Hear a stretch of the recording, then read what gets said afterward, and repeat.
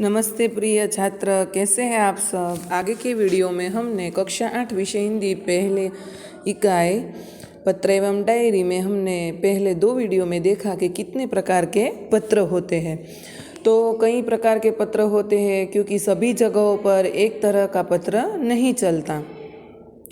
तो आपको भी पता होना चाहिए कि अगर हमें किसी को शुभ समाचार देना है तो अलग पत्र होगा, किसी को बधाई देनी है तो अलग पत्र होगा, किसी को आमंत्रण देना है तो उसके अंदर की जो विषय वस्तु है वो भी अलग होगी। अगर हम उसी प्रकार कार्यालयी पत्र लिखते हैं तो कार्यालयी पत्र भी अलग प्रकार का होगा। जैसे हम यहाँ पर इस वीडियो में कार्यालयी पत्र और व्यावसायिक पत्र पढ़ेंगे। स्वास्थ्य अधिकारी को गंदगी के बारे में शिकायती पत्र, यह कार्यालय माने जितनी भी ऑफिस है, कार्यालय है सरकारी, वहाँ पर अगर हमें पत्र लेखन करना है तो हम किस प्रकार करेंगे, इसकी यहाँ जानकारी दी गई है। एक यहाँ उदाहरण दिया गया है, उसमें है स्वास्थ्य अधिकारी को गंदगी के बारे में शिकायती पत्र। तो यहाँ हम देख सकते हैं कि पहले तारीख 20 मई 2011 सेवा में स्वास्थ्य अधिकारी महोदय, जहाँ पर हम लिख रहे हैं पत्र, उस कार्यालय का हमें पता लिखना है। महानगर पालिका बड़ौदा मानी वडोदरा, मान्यवर। आपको ये भी पता होना चाहिए कि यहाँ पर संबोधन में क्या आएगा क्या नहीं आएगा। बराबर है मान्यवर। सविनय निवेदन है कि मैं गायत्री मोहल्ले में रहता हूँ। यह मोहल्ला पिछले कई दिनों से ठीक से साफ नहीं हो रहा है। आजकल शादी का मौसम है, रास्ते पर गंदगी फैली है। पास के कूड़ेदान माने डस्टबिन में सब जूठन डाल जाते हैं। बदबू के कारण पिछले 2 दिन से तो यह हाल हो गया है कि वहाँ से आना जाना भी मुश्किल हो गया है। आने जाने वाले सभी लोग परेशान हो रहे हैं। यदि गंदगी को शीघ्र न हटाया गया तो मोहल्ले भर में बीमारी फैल जाने का डर है। आशा है कि आप शीघ्र ही उसे हटवाने की व्यवस्था करेंगे। आपका विनम्र सेवक सुरेश भाई परमार, गायत्री मोहल्ला बड़ौदा। तो बच्चों, आपने यहाँ देखा कि किस प्रकार हमें कोई भी फरियाद करनी हो, कंप्लेन करनी हो या फिर कोई हमारी बात रखनी हो किसी ऑफिस में, कार्यालय में, तो इस प्रकार यहाँ पत्र लिखा जाता है। तो ये था कार्यालय पत्र। उसके आगे है व्यावसायिक पत्र। तो पुस्तकें भेजने के लिए पुस्तक विक्रेता को पत्र, अर्थात जो पुस्तक विक्रेता है माने पुस्तकें बेचता है। किसको बेचता है? अलग अलग लाइब्रेरियों को, दुकान वालों को, जिसे हम कहते हैं कि होलसेल, जो एक साथ में कई सारी पुस्तकें रखता हो और सस्ते दामों में बेचता हो, कम कीमत में जो पुस्तकें देता हो।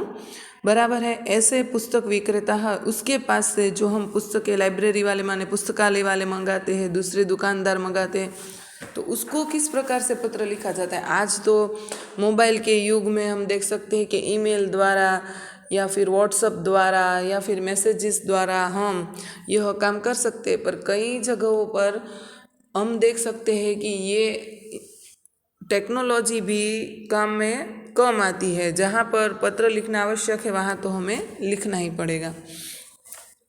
पुस्तकें भेजने के लिए पुस्तक विक्रेता को पत्र। तारीख 10 जुलाई 2011 सेवा में व्यवस्थापक श्री गजानन पुस्तकालय सुभाष रोड वलसाड महोदय, मुझे निम्नलिखित पुस्तकों की आवश्यकता है, उन्हें आप डाक से भेजने की कृपा करें। पहला है नन्हा कोश, श्री रतिलाल नायक इसके लेखक हैं। दूसरी है नालंदा विशाल शब्द सागर, जिसके लेखक श्री नवल जी हैं। तीसरी पुस्तक है बृहद हिंदी शब्दकोश, डॉक्टर श्याम बहादुर वर्मा, डॉक्टर धर्मेंद्र शर्मा। चौथुं साहित्यिक मुहावरा लोकोक्ति कोश, हरिवंश राय शर्मा। कृपया उपरोक्त पुस्तकें उचित कमीशन काटकर शीघ्र ही VPP वैल्यूपेबल पोस्ट से भेजें। भवदीय प्रीति शाह, शांति भवन, MG रोड, राजकोट। बराबर।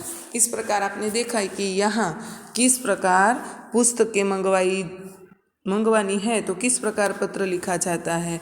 तो यहाँ हमने देखा बच्चों कि 7 प्रकार के पत्र आपको यहाँ मुहावरे के लिए दिए गए हैं। ये 7 पत्र आप जब बड़े होगे, हिंदी भाषा में आगे पढ़ेंगे तो आपको ये पत्र बहुत ही उपयोगी होंगे। इसलिए आपको ये सारे 7 पत्र अपनी फेयर बुक में लिख लेने हैं और उनका अभ्यास करना है। अब हम देखेंगे डायरी लेखन। डायरी लेखन अगर शायद आप करते भी होंगे तो आपके मन में प्रश्न होगा कि मिस डायरी लेखन हम किसे कहेंगे।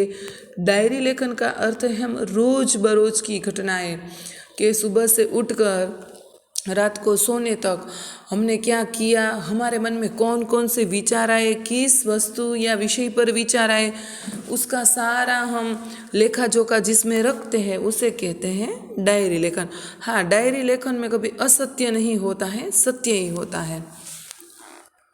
तो आज हम पढ़ेंगे अब डायरी लेखन। डायरी शब्द अंग्रेजी भाषा का है। डायरी के लिए हिंदी में दैनंदिनी, दैनिकी आदि शब्दों का प्रयोग किया जाता है। डायरी में निजी जीवन, निजी माने पर्सनल, निजी जीवन में प्रतिदिन घटित घटनाओं का लेखा जोखा रखा जाता है।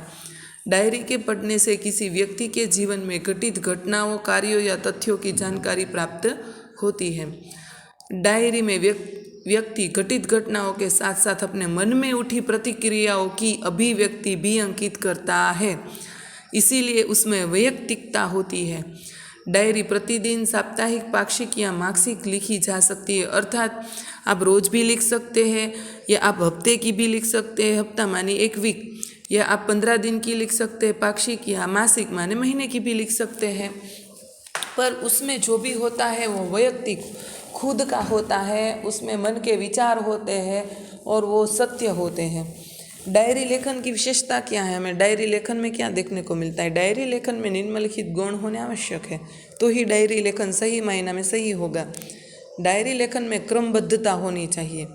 मैं सुबह 7 बजे उठा, 12 बजे मैं विद्यालय गया, 9:30 बजे मैंने सुबह के नाश्ता किया, ऐसा नहीं है चलेगा। उसमें क्रमबद्धता होनी चाहिए, समय की, विचारों की, सभी की। इसमें ख है, इसमें लिखा गया विवरण संक्षिप्त, सारगर्भित तथा वास्तविक होना चाहिए। संक्षिप्त होना चाहिए, लंबा लंबा नहीं लिखना है। उसमें कुछ सार होना चाहिए और वास्तविक, सच्चा होना चाहिए। ग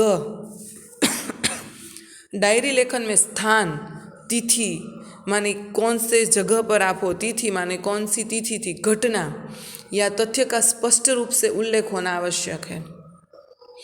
डायरी लेखन करते समय आलोचना, टीका टिप्पणी, बनावटीपन, काल्पनिकता, चित्रात्मकता, अनावश्यक विस्तार से बचना चाहिए। उसमें आलोचना नहीं होनी चाहिए किसी की भी, टीका टिप्पणी नहीं होनी चाहिए, बनावटी, अपने खुद के इतने बड़े बखान नहीं होने चाहिए, काल्पनिकता नहीं होनी चाहिए और चित्रात्मकता कम होनी चाहिए, अनावश्यक विस्तार नहीं होना चाहिए, बड़ा बड़ा डायरी लेखन नहीं होना चाहिए।